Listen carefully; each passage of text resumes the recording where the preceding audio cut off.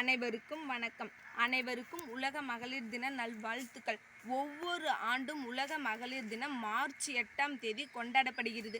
பெண்களை போற்றும் விதமாகவும் பெண்களின் முக்கியத்துவத்தை உணர்த்தும் விதமாகவும் மகளிர் தினம் கொண்டாடப்படுகிறது. ரஷ்யாவைச் சேர்ந்த அலெக்சாண்ட்ரா கோலன்ட்ரா என்பவர் உலக மகளிர் தினத்தை ஆண்டுதோறும் மார்ச் 8ஆம் தேதி நடத்த வேண்டும் என்று பிரகடனம் செய்தார். பெண்களின் முன்னேற்றத்திற்கு மிகவும் முக்கியமானது கல்வி, சுயநிறைவு, சமூக மாற்றம். கல்வி என்பது பெண்களின் முக்கியத்திற்கு அடிப்படையான ஒன்று.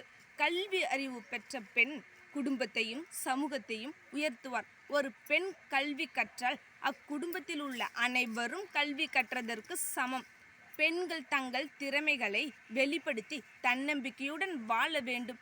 வீட்டிலிருந்து பெண்கள் அடிமையாக இருந்த காலம் போய் அனைவரும் வேலைவாய்ப்பு பெற்று சுயநிறைவுடன் வாழ வேண்டும். வேலைவாய்ப்புகள், தொழில் முயற்சிகள், அரசியல் பங்கேற்பு ஆகியவை அவர்களின் சுயநிறைவை வலுப்படுத்தும்.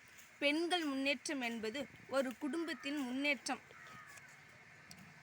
ஒரு குடும்பத்தின் முன்னேற்றம் மட்டுமல்ல, அது ஒரு நாட்டின் முன்னேற்றம்.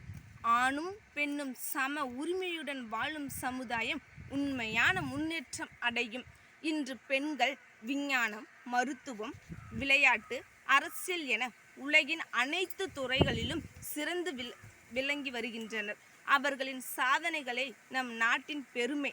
எனவே பெண்களை ஊக்குவிப்பதும் அவர்களுக்கு சம உரிமை வழங்குவதும் அவர்களின் கனவுகளை நனவாக்கி நம் ஒவ்வொருவரின் கடமையாகும்.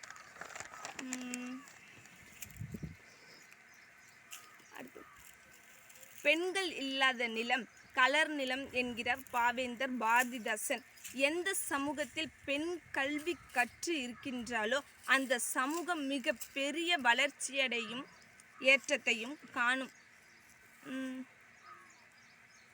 அது உருவாக்குவது ஒவ்வொருவரின் கடமையாகும்.